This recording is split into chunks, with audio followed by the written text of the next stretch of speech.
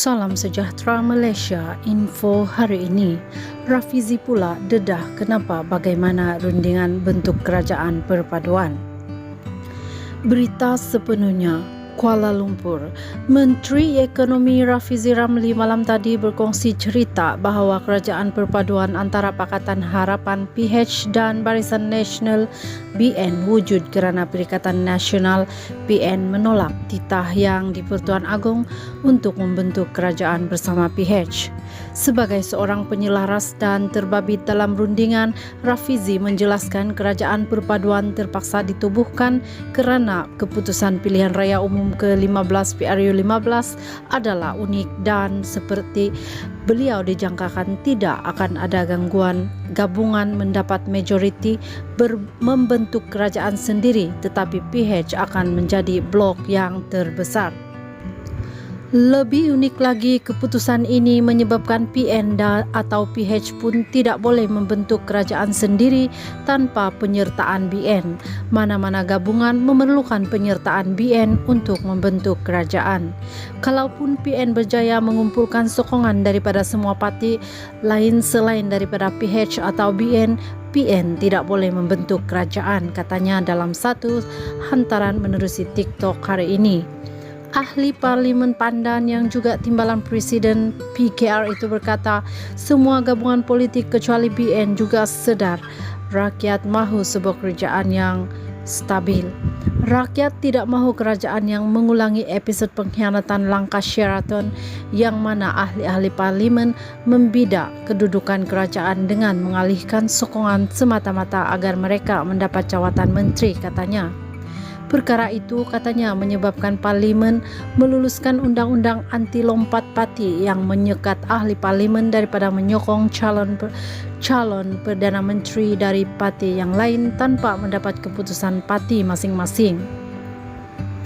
Ini dilema yang dihadapi semua gabungan sejurus selepas keputusan PRU15 dimuktamadkan. PN yang mula-mula mengaku mereka ada majoriti dan mendabik dada akan membentuk kerajaan. Mereka sebenarnya tidak jujur kepada rakyat bahawa majoriti yang mereka ada itu adalah hasil daripada ulang tayang langkah Sheraton.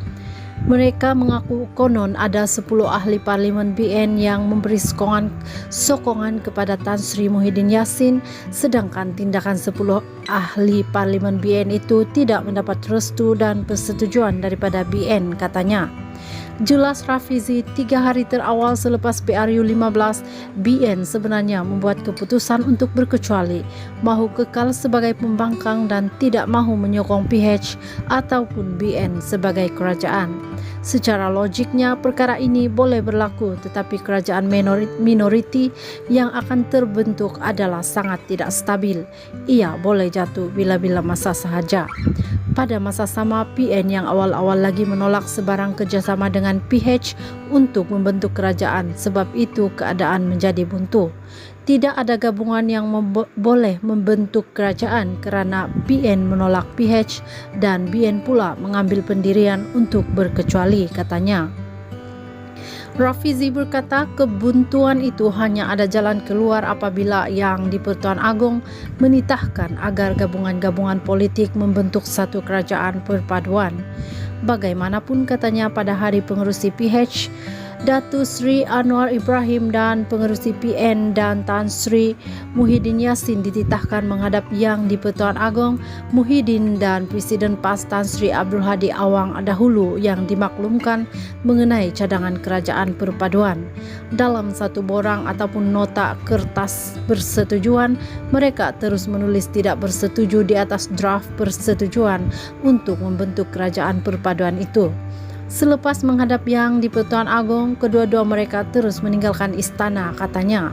Namun, katanya, Anwar yang kemudian masuk menghadap bersedia memecahkan kebuntuan itu masuk menghadap, dan apabila dititahkan mengenai cadangan pembentukan kerajaan persekutuan, beliau memberi persetujuan PH untuk menjunjung titah Yang di Pertuan Agong.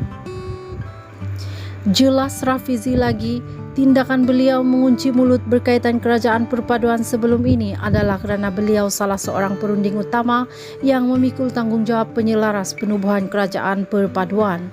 Jika kita berunding kerahsiaan, rundingan adalah sangat penting supaya tidak merumitkan keadaan, katanya. Kenyataan Rafizi itu menyusul sehari selepas Setiausaha Agung Datuk Seri Saifuddin Nasution mendedahkan bahawa usaha pembentukan kerajaan perpaduan bukannya bermula pada tarikh keputusan PRU 15 yang diumum pada 15 November lalu. Sebaliknya, ia digerakkan lebih awal daripada itu.